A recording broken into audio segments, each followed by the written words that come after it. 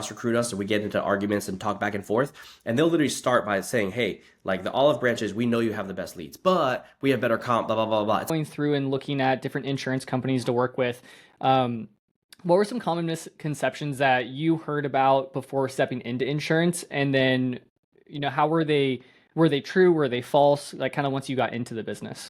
Huh. The biggest thing that comes to my mind is the roll-up stuff, the roll-up problem. I don't know who this podcast is really going to be mostly for, so I might just go into it if you're okay with it. But the biggest problem that the insurance industry has is the liability and compression. And so what people don't realize is I could get a better comp at another IMO. In fact, I can make my own IMO. Like people don't realize that. Like sometimes you talk to people who are like, well, how much comp can you give me? I'm like, if you want comp, go make your own IMO. You know what I'm saying? Like if you don't need, IMO stands for anyone who doesn't know, it's Independent Marketing Organization. So if you don't need an independent marketing organization, don't join our IMO. If you think you have a better way to do it. Josh, I won't say his name for the pod, but Josh, Kaysen, some of my guys, they had some of the biggest agencies in the world. Like Joel Kaplan's highlighted them and they've spoke on stages and that kind of stuff. And they don't run their own Facebook ads because our marketing's so good. Like the key to Unitrust is that we have the best leads, like hands down. I've had leaders at other companies try to cross recruit us, and we get into arguments and talk back and forth, and they'll literally start by saying, hey, like the olive branches, we know you have the best leads, but we have better comp, blah blah blah blah. It's like, dude, the leads are the lifeblood of the business. The second thing is, like, if your marketing organization isn't marketing, that's a problem. So like, yeah, I'll leave it at that, right? If you have a 3-letter IMO and it doesn't market, you're probably in the wrong spot. And if you're broke every single month, even though your AP's up, you wonder why.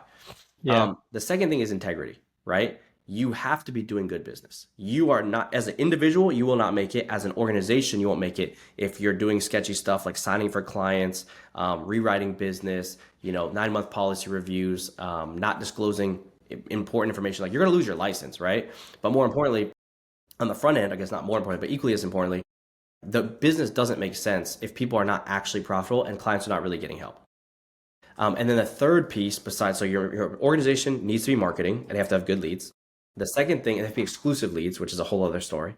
The second thing is you have to have integrity and good business practices. And then the third part is you have to understand compression. If the newest agent is not profitable, it doesn't matter how much water you put in the bucket. If you have a gaping hole in the bottom, you'll never fill that bucket. And they think the answer is more water, turn up the valve, right? And so the problem that people run into is they have new agents on a 70% starting comp because they don't know up from down in insurance, and the lead cost is too high, so they can't actually purchase leads and be profitable. Even if they were amazing at a 70% comp, they would be losing money.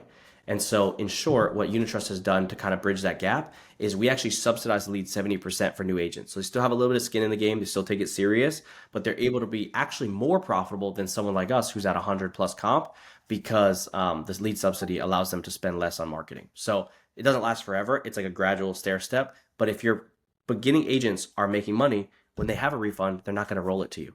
And I could confidently tell you, I have never been rolled a single dollar in the whole 12 months I've been here. We've done 4.188 million, so almost $4.2 million. And in 1 year, which is freaking nuts. We started out my first month. I closed out my first month of November last year at $3,200 for the agency between me and my friend.